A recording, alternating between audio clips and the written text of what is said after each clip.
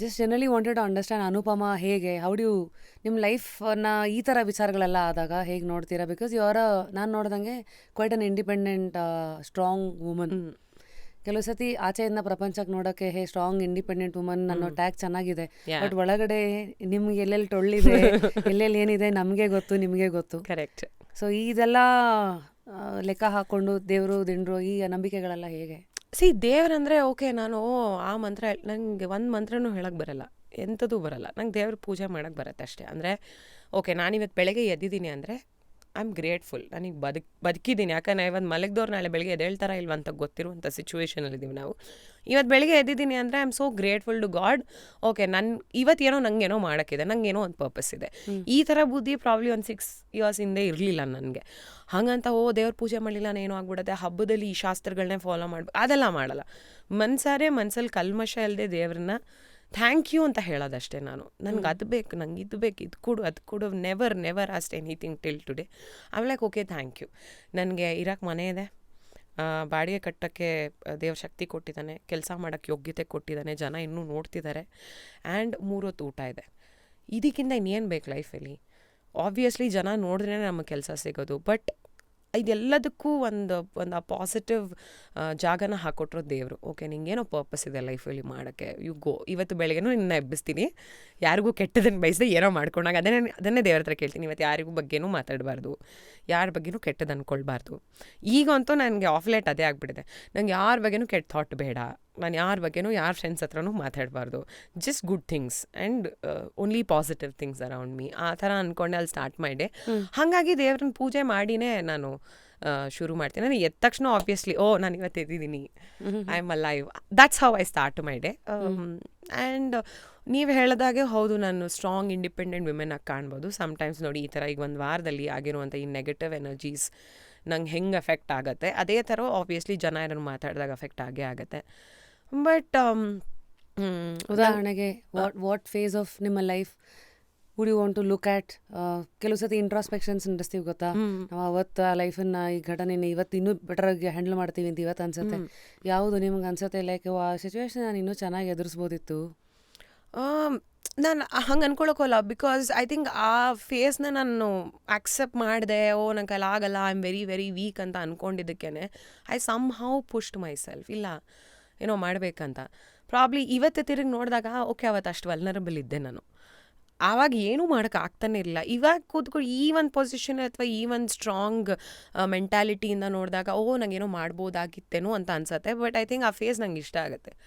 There was innocence, I was scared ಪ್ರಪಂಚದ ಬಗ್ಗೆ. ಆವಾಗ I was even though I was independent. ಯಾವ phase you are talking about? Like 6-7 years back I was in a very very bad phase. ಡಿಪ್ರೆಷನಲ್ಲಿದೆ. I even committed suicide, like everybody knows it. ಆ ಥರ ಇದ್ದಾಗ probably ನಂಗೆ hope ಇರಲಿಲ್ಲ. Okay, ನನಗೆ ಎಲ್ಲ ಥರದ multiple situation, industry, family, personal life, ಇದೆಲ್ಲ ಹೆಂಗೆ ನೋಡಬೇಕಂತ ಗೊತ್ತಿರಲಿಲ್ಲ ಧೈರ್ಯವಾಗಿ. ಪ್ರಾಬ್ಲಿ ಆ ಟೈಮ್ ಬಂದಿದ್ದಕ್ಕೆ, ನನ್ನ ಫ್ರೆಂಡ್ಸ್ ನನ್ನ ಜೊತೆಗೆ ನಿಂತಿದ್ದಕ್ಕೆ, ಆ್ಯಂಡ್ ಈವನ್ ಕೆಲವು ಶೋಗಳು ನನಗೆ ಸಿಕ್ಕಿದ್ದಕ್ಕೆ probably I am very very strong.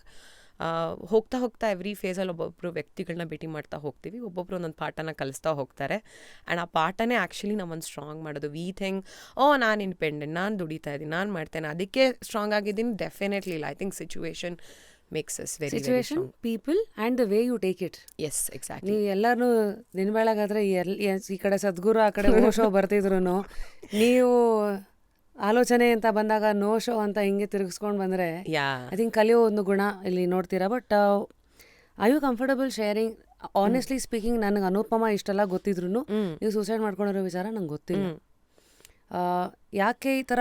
Firstly thank you for so openly sharing this with us. ಯಾಕೆಂದರೆ ಒಂದು ಸೋಲು 100 ನಾಯಕರಿಗೆ ಬಲ ಕೊಡುತ್ತೆ ಅನ್ನೋದು ಎಲ್ಲರಿಗೂ ಗೊತ್ತು. ಅದೇ ಥರ ಈ ಥರ ಯಾವುದೋ ಒಂದು ಲೈಫ್ನ ಒಂದು ವೀಕ್ ಪಾಯಿಂಟು ಎಷ್ಟೋ ಜನಕ್ಕೆ ಶಕ್ತಿ ಆಗ್ಬೋದು. ಇವತ್ತು ಯಾರು ಯೂಟ್ಯೂಬಲ್ಲಿ ಎಷ್ಟು ಜನ ಹೆಣ್ಮಕ್ಳು ನೋಡ್ತಾ ಇದ್ದಾರೆ, ಎಷ್ಟೋ ಜನ ಹಿಂದೆ ತಿರುಗಿ ನೋಡಿದಾಗ what do you look at? ಆ ಒಂದು ಡಿಸಿಷನ್ನಿಂದ ನೀವು ಕಲಿತ ಪಾಠ ಏನು, ಅಥವಾ how are you looking at, how do you want to tell people suicide ಅನ್ನೋ ಒಂದು ಟಾಪಿಕನ್ನು ಹ್ಯಾಂಡಲ್ ಮಾಡೋದು? ನಾನು ಈಗಲೂ ಎಷ್ಟೊಂದು ಜನ ಮೆಸೇಜ್ ಮಾಡ್ತಾರೆ. ಅಂದರೆ ಓಕೆ ನೀವು ಇದನ್ನು ಶೇರ್ ಮಾಡಿದ್ರಿ, ನೀವು ಹಂಗೆ ಮಾಡ್ಕೊಂಡಿದ್ರಿ, ಹೆಂಗೆ ಇವಾಗ ಈ ಥರ ಇದ್ದೀರಾ ನೀವು, how you like so strong ಅಂತ ಕೇಳ್ತಾರೆ. ಪ್ರಾಬ್ಲಿ ಆವಾಗ ಎಲ್ಲರೂ ಓಕೆ ನನ್ನ ಲವ್ ಲೈಫ್ ಅಂತಲೇ ಇವತ್ತಿಗೂ ಅನ್ಕೋತಾರೆ. ಅದು ಒಂದೇ ರೀಸನ್ ಅಂತ. ಬಿಕಾಸ್ ನಾನು ತುಂಬ ಓಪನ್ ಆಗಿ ಹೇಳಿದೆ. ಆ್ಯಂಡ್ ಟು ಬಿ ಹಾನೆಸ್ಟ್, ಆ ಫೇಸ್ ಮುಗ್ದೋಗಿದೆ. And I don't want to bother that person again and again. He is happy, I am happy, we are done, ಆಯಿತಾ. ಬಟ್ ಈ ಪ್ರೊಫೆಷ್ನಲಿನೂ ಕೆಲವೊಮ್ಮೆ ಏನಾಗುತ್ತೆ ಅಂದರೆ ಸೈಮಲ್ಟೇನಿಯಸ್ಲಿ ಸೂಪರ್ ಹಿಟ್ ಸೀರಿಯಲ್ಸ್ ಇರುತ್ತೆ. ಯಾವುದೋ ಒಂದು ಈವೆಂಟಿಗೆ ಹೋಗ್ತೀರಾ, ನೀವು ಅದೇ ಕೆಲಸನೇ ಮಾಡ್ತಾಯಿದ್ದಾರೆ. Even I was doing double acting. The amount of respect ಇತ್ತಲ್ಲ, ತುಂಬ ಇಗ್ನೋರ್ ಮಾಡೋದು, ಬೆಳಗ್ಗೆಯಿಂದ ರಾತ್ರಿವರೆಗೂ ಕೂರಿಸೋದು. ನಂಗೆ ಈಗೋ ಅನ್ನೋದಿಲ್ಲ, ಬಟ್ ನಂಗೆ ಸೆಲ್ಫ್ ರೆಸ್ಪೆಕ್ಟ್ ಭಾಳ ಇದೆ. ನಾನು ಬರ್ತೀನಿ, 100% ಎಫರ್ಟ್ ಹಾಕಿ ಮಾಡ್ತೀನಿ, ಹೇಳಿ ಟೈಮಿಗೆ ಬರ್ತೀನಿ ಅಂದಾಗ ನನಗೆ ಆ ಗೌರವ ಸಿಗಬೇಕು, ಆ ಸ್ಪೇಸ್ ಸಿಗಬೇಕು. ಅದು ಎಷ್ಟೋ ವರ್ಷಗಳು ಕಾಯಿಸೋದು ಮಾಡೋದು, ಲೈಕ್ ಬ್ಯಾಕ್ ಟು ಬ್ಯಾಕ್ ಇದೆಲ್ಲ ಎಲ್ಲ ಹೀರೋಗಳು ಹೇಳೋದು ಕೇಳ್ತಾ ಇದೆ. ಇಲ್ಲ ನಮಗೆ ಕೊಡಲಿಲ್ಲ, ಕಾಯಿಸ್ಬಿಟ್ರು, ಮಾಡಿಬಿಟ್ರು ಅಂತಲ್ಲ. ಆ್ಯಕ್ಚುಲಿ ಎಷ್ಟೋ ಹೆಣ್ಮಕ್ಳಿಗೂ ಅದಾಗುತ್ತೆ. So I couldn't handle that. Um like I to cry every day. ಅದಾದ್ರು ಇವೆಂಟ್ಗೆ ಹೋಗ್ಬೇಕಾನೆ ಭಯ ಆಗೋದೇ ಇಲ್ಲ, ಅವ್ರು ನನ್ನ ಚೆನ್ನಾಗಿ ಟ್ರೀಟ್ ಮಾಡಲ್ಲ. ಪ್ರಾಬ್ಲಿ ಅದು ಆ್ಯಡ್ ಆಗಿ ಆ್ಯಂಡ್ ಫ್ಯಾಮಿಲಿಲೂ we started this shooting house ಏನೋ ಮಾಡೋಕ್ಕೆ ಹೋದ್ವಿ. And we had a huge loss, like 70 lakhsವರೆಗೂ we had a huge loss, like 7-8 years back. ಅಲ್ಲಿಗೆ ಅಕ್ಕ ಆಗಲೇ ಬಿಟ್ಟಿದ್ರ ಕೈ, ಅಥವಾ ಅದು ನಡೀತಾ ಇತ್ತು? ಅಕ್ಕನೂ ನಡೀತಾ ಇತ್ತು simultaneously. And number of days ಕಡಿಮೆ ಇರೋದು, 10-12 days ಅಂತ ಇಟ್ಕೊಳ್ಳೋಣ. ಆ್ಯಂಡ್ ಎಲ್ಲರೂ ಅನ್ಕೋತಾರೆ double acting, double payment. It was always a single payment. ಆವಾಗ ಬಟ್ಟೆಗಳು ನಾವೇ ತೊಗೋಬೇಕಾಯ್ತು, ಜ್ಯುವೆಲ್ರಿ ನಾವೇ ಅರೇಂಜ್ ಮಾಡ್ಕೋಬೇಕಾಯ್ತು. ಸೊ ಆ ಮನಿ, ಈ commitment and everything was so bad.